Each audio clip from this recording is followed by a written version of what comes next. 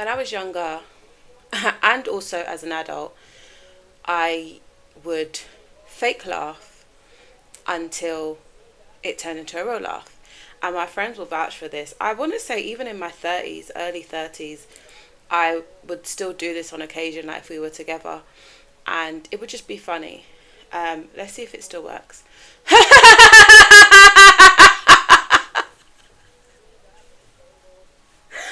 Okay, I must look so crazy. But you know what? It still works.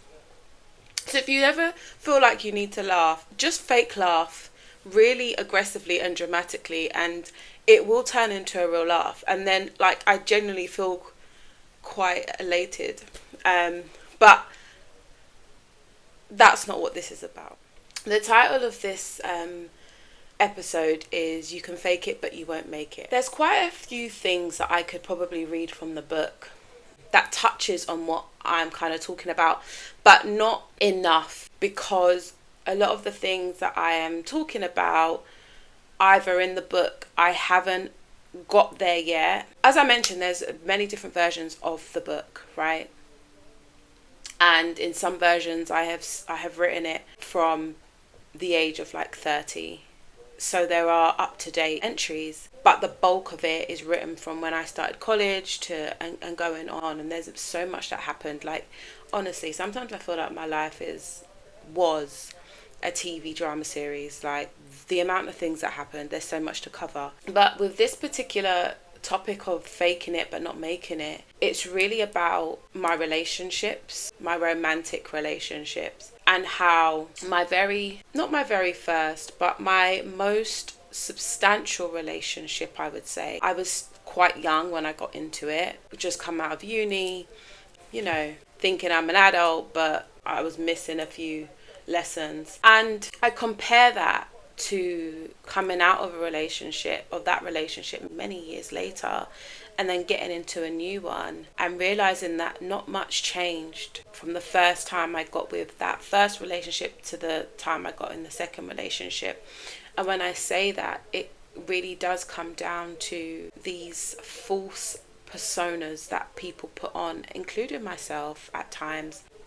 But when you're getting into a relationship with someone and you're saying, you know what, I'm here to give you everything, all of me, and I want to grow and I want to build, that whole faking thing cannot work and won't work, and you will get caught out. And that goes for everything, in friendships, work. Like, there's only so long you can keep up a false pretense. And you would think that I would have learned in my first big relationship, because it was a lot of years and a lot of scenarios that happened, but I didn't. And I wanted to see what I wanted to see, and I guess they wanted to see what they wanted to see. So my first relationship, I remember before I got with this person, I asked questions about the type of man that they were. And I was told, or boy should I say, I was told all good things. And it was very surface, but it was, job, home, family, and then, I guess personality traits as well. So the person that told me these things, I trusted, I knew, and I was like, okay, cool. And obviously for me, I was first physically attracted to the person. That's what drew me in. And then I found out, and there's all these amazing qualities. I was like, okay, cool. Now, almost instantly, because I was physically attracted to him, this confidence is a concept of, you may not feel it inside, but you show up anyway. That's, to me, what confidence is. Because when I first met this person, I wasn't necessarily confident in the way I looked, but I couldn't let that be seen. I was sticking to that. Like, just because I may feel a certain way, I may feel vulnerable, I may feel ugly, you're not going to know that. So confidence is attractive. So I put myself forward as this very confident 22-year-old. And I know that now 22-year-olds, I think, are a lot more mature. I don't even know if they're more mature. They're just a bit more advanced now. When I was 22, I weren't even wearing makeup. The most I would do is like draw on my straight eyebrows. And we were going out and we were just having a good time. Like, we weren't obsessed with looks, so to speak. We weren't dressing really provocatively. It was just us having fun. We were still very young. Very different to when I was 22 to the 22-year-olds now. And I was not as mature, really. I feel like a lot of 22-year-olds right now are quite mature in the sense of, may not be mentally, but you can't really tell the difference now between a 22-year-old and a 32-year-old because they kind of look the same. But yeah, so I put forward this confident person, which was fake, but that wasn't a problem. I don't believe that was a negative thing. I think, like I said, sometimes you do have to fake it and just show up. Now, where it becomes a problem is when there's parts of your life, parts of who you are, that you are desperately trying to hide, that has a huge impact on you as a person and dictates your moods, dictates your decision making. That's when it becomes a problem because it will be seen eventually. So that was me. So I thought I knew who I was. So to be honest, in that sense, I was being very forthcoming. The only thing I think that I've ever held back is finances. Like I've never been, no matter what relationship I've been in, I've never been very forthcoming with my personal finances. But everything else I felt like I was very open with and honest with. But then after a short while, I realised that the person that I was described was not the person that was in front of me. But he had put on this act, I guess, for everyone. It wasn't just me, it was the people that knew him and had known him for a long time. And it's only when you spend more and more time with people that you actually then begin to see their true colours, because the cracks come. And I saw that very early on, but I was young and I just went with it. And 1 year turned into 2, 2 turned into 4, to 4 turned into 10, like it went on and on. But there were so many cracks on both sides as we got older that we needed to, or we should have spoke about, communicated with, probably sought therapy very early on, but we didn't, and we got on with it. However, with that particular relationship, I would always say that we did the best that we could with what we had. And, although if I could go back, I would have ended that relationship very early on, there's still some big things that I can take from it. So I don't regret it at all. I just think if we were both who we were from the very beginning, we wouldn't have got past the first conversation done. And that's on me, because I believe that he showed me to a degree who he was. And if not after the first conversation, definitely in the first 6 months. But I chose to pretend to be something and ignore. But then you jump to many years later when I would say I'm an adult. I've experienced what I've experienced, and it's been a lot. And I then should have learned so much from one relationship that going into the next should have been better. And it was. Like, I didn't allow things to continue for as long as I could have. But again, that relationship shouldn't have even become a relationship. And I've spoken about this with my friends, and because I've kept a diary for so long, I don't know if it's a bit too, maybe I will at some point read one of the diary entries that were written like a few years ago. When I read my diary entry from before I was with this person, like, the whole dating stage just before you get together, actually writ in my diary that I don't think I should be with this person, like he makes me feel like this. I knew it, but I don't know for the life of me why I ignored it. And again, when I met this person, the person that he presented to me was not the person that I got into a relationship with. His mask began to fall very early on, before we even were officially together. And to be honest, I was put on a pedestal, not one that I asked to be put on, but he had this image of me that he made up in his head of who I was based on what I don't know.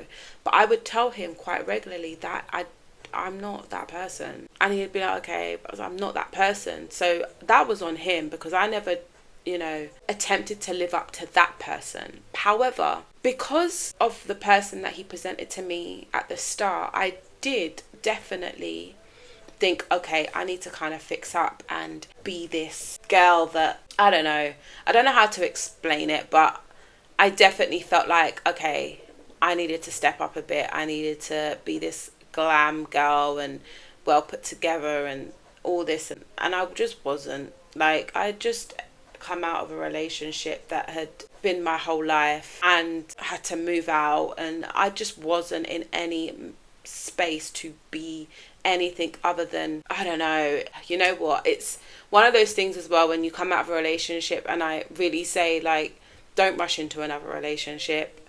It's insane. Take some, especially when you come out of such a substantial relationship, take some time to yourself to really understand what it is that you are looking for, and just take some self time just to be with oneself. I didn't do enough of that, and this is why this last couple of years have been the best years of my life, because I've come to understand who I am, what I want, and I'm just so at peace. But I needed to completely be removed from the noise and from the expectations and the dictatorships of other people that don't actually know me, because I never allowed them to know me. His mask, as I said, began to fall very early on, and I ignored it because, to be honest, I wasn't in the best place. So it kind of made me feel a bit better that he wasn't this perfect person that he was trying to portray. So I just went with it, right? Now, thankfully, the relationship didn't last too long. And if you haven't watched Tell Me Lies on Disney, I would recommend watching it, because the way that relationship ended is kind of similar, and sometimes you have to go along with things and act a certain way for things just to completely end. And that's not to say that, you know, I didn't have feelings for the person, like, and I didn't want to be with them. At some point I really did have strong feelings for them, and I definitely wanted to be with them for a long time. But, you know, as females, we check out very early on, like before the relationship ends, unless, you know, it's a sudden end, like someone cheats and then you end. That's different. But when things start to change, when the mask falls completely and you start to see the person that you are with and they treat you a certain way, you check out. Like, I checked out months before. But that's another conversation for another day. However, this whole fake it till you make it, you can't fake who you are when you're in a close proximity with someone else. Like, it's very easy to go outside, you're going to an event and you're like, you know what, I'm gonna be a fashion designer, and you may be a fashion designer, but, you know, like, I'm gonna walk in and own the room and do this, and you're like dying inside, but you do it, and you do it well, and you can leave, and you leave a lasting impression. You may not see those people again, or you may start to build relationships. But when you are choosing to be with another person and to share your life with them, you can't fake it. And then if you do, just be prepared to be fully caught out. I think it's unhealthy, and it's really hard to keep up. And as I've said, like, the people that I've spoken about, they couldn't keep it up because it wasn't who they were. But however, when it was, and that was with me, right? But when we were outside and we were around other people, that fake person was there, and it was easy to put on for a night or two, but not every day. So yeah, there's some things that you can fake, and there's some things you cannot fake and should not fake. And being someone that you are not in a relationship is one of those things that just cannot be faked for too long anyway. Unfortunately, we are in a world where, you know, putting on fake persona can get you quite far, and that, you know, is not necessarily to do with relationships, but in terms of career, in terms of, you know, the professional world.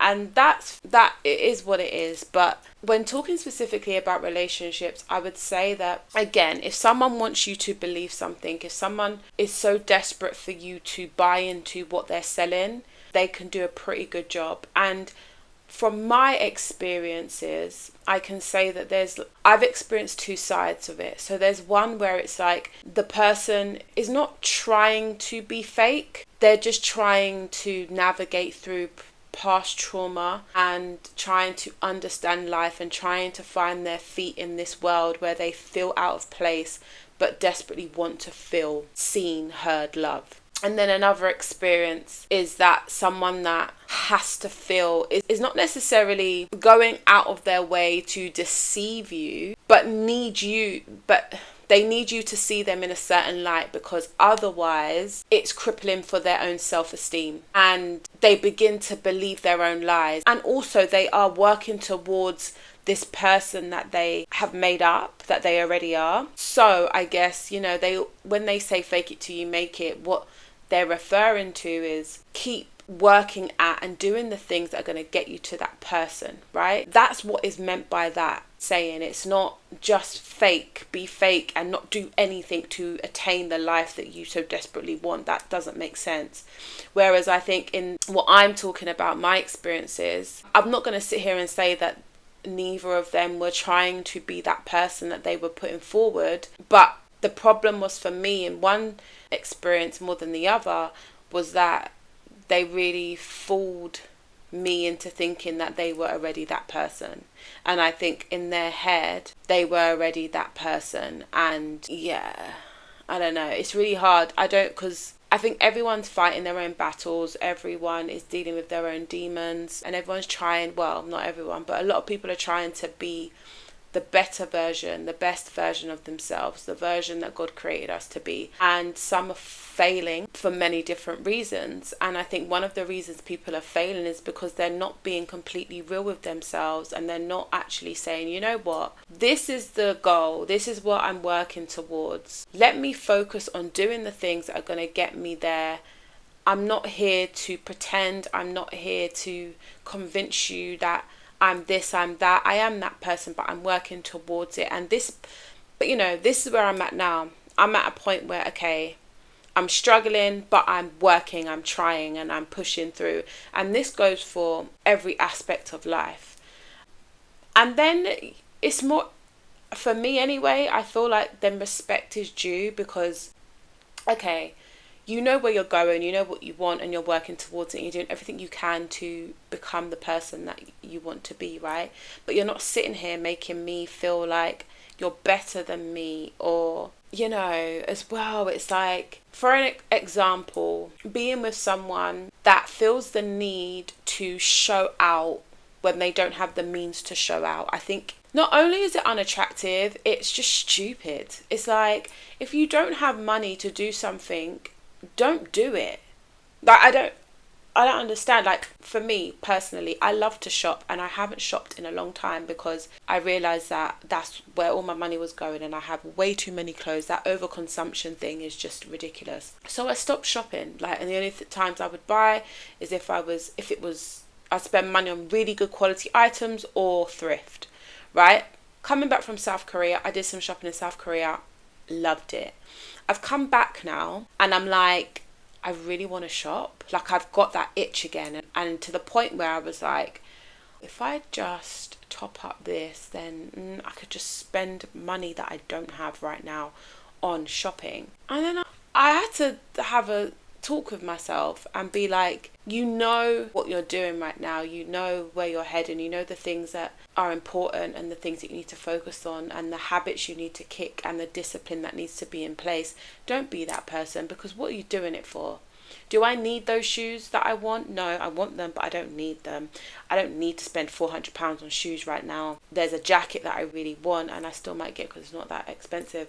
But then there's certain things I'm like, I absolutely love this, but what am I buying them for? Where am I going? And I think for me, the experiences that I've had, I think the most unattractive experience for me was pretending to have more than you have. And I see it so often, and not even in just my like personal romantic relationships, but people that I know that are like in front of a lot of people and, you know, spend a stupid amount of money on bottles in a club and buying certain things that show that, you know, that you had the money to buy that, because we know how much it is because it's branded everywhere. But then you don't pay any bills and you're sleeping at your baby mum's house, and you're struggling to pay your rent or your mortgage.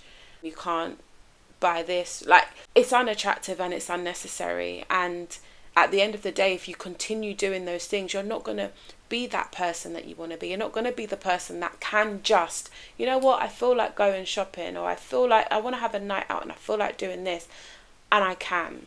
If you continue to pretend, if you continue to be fake, you're going to drive yourself into absolute madness. And then it's going to be really hard for you to become that person, because then what you're doing is you just got debt and that's it. So the money that you then get, you're just paying off debt, and you're always in a hole. And that is just obviously one example, and a very obvious example, because I don't want to get too deep about people's personal lives, like the people that I were with, because I don't think that's necessary to get my point across. I just think being fake and in this day and age is so unnecessary, because everyone's trying. Like, when you break down statistics and you look at, you know, people that are, because let's be honest, when it comes to men, not all men, I'm not generalizing, but when it comes to men, the men that I've been with, and I'm going to focus on the men I've been with, a lot of their pride is in money, how much money they have or don't have. And that's when they feel like a man, or more of like a man, should I say, in my experience. And they kind of then miss, or they tend to miss, the other attributes that are so important and can trump that money thing in no time, because they're so focused on this one thing that they believe earns them respect. And it does to a degree. Like, when you're in certain spaces, I understand that, you know, the more money you have, the more you'll be seen, the more you'll be taken seriously. In some circumstances that is the case, but when you're in a relationship with someone, the important thing is that bond that you have, and knowing that regardless of this money, the other attributes that make you the person that I want to be with, and vice versa, goes far beyond paper, you know. And so when I talk about my relationships and the fakeness that I experienced, a lot of it was to do with, I am this person in terms of, I am this success story. I make loads of money. I can buy this. I can do this. And there's that side of it. But then there was also the other side, which I have more time for, because I believe that I was once imitating that as well to a degree, is that I'm hurting so much, or I've experienced so much, that there's parts of me that feel quite broken, and I really don't want to feel this way. And I need to do everything I can to become a person that I respect, and then maybe in turn the person that I'm with will respect me. And I think that's something that I have experienced. It's less about trying to deceive the other person and more about your own self. And that's what I say, and I will repeat time and time again, the most important thing in relationships, in life, is to first know who you are, understand your creation, understand the things that you are meant to do in this life, and be that person, and work to be that person. Understand that there's going to be trials, tribulations, but you can overcome it. And also, if you have experienced trauma in any capacity, talk to someone, get a diary, write it down, get it out, speak out loud. It helps.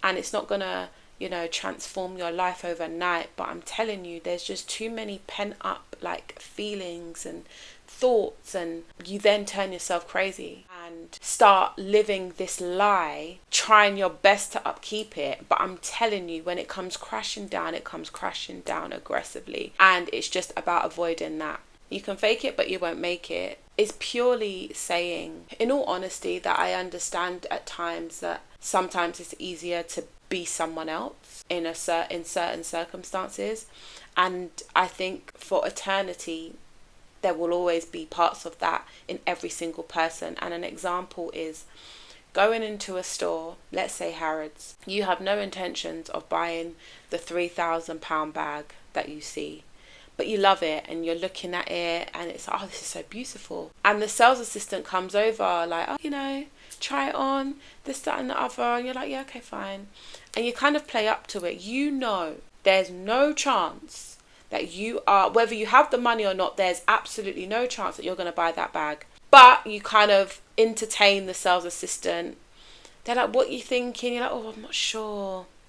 Let me go and have a think. Let me walk around and then have a think, knowing that you're going to walk right out the door. Things like that, that's going to happen no matter what. You're, to some degree, I would say, until you become a version of yourself that you believe you need to be, there will always be that element of what some would call fake, but sometimes it's not necessarily fakeness, it's just getting through life. But when it comes to relationships and someone that you have decided that you want to spend most of your days with for the rest of your life, be honest, communicate.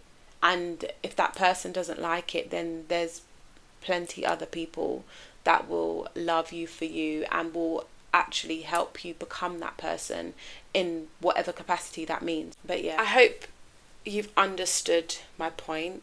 And I hope that me sharing my experiences kind of sheds a bit more light onto the point of this episode.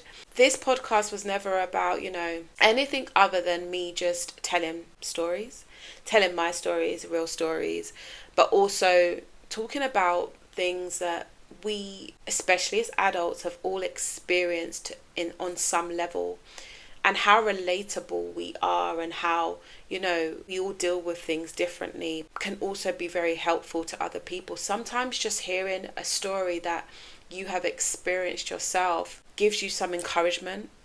And that's really what it's all about. I think I don't really intend to, take this moment of vulnerability and authenticity out of my own personal space. Like, this is my space where I feel safe, where I feel like at peace. And I don't know if I will ever take it out of here, because that's not what it's about. It's supposed to be quite intimate. It's supposed to be quite personal. And I really want to keep it that way. I don't want to get lost in the sauce and try and use my stories as to, gain anything other than people that truly can resonate and can encourage other people and encourage you to share your stories, and really know that we're all experiencing similar things and none of us are alone, and it's really easy to feel alone, but we're not. So with that being said, I hope you have a great day. So that's a wrap on episode 2. You can fake it but you won't make it, and you will hear me again next week. Bye.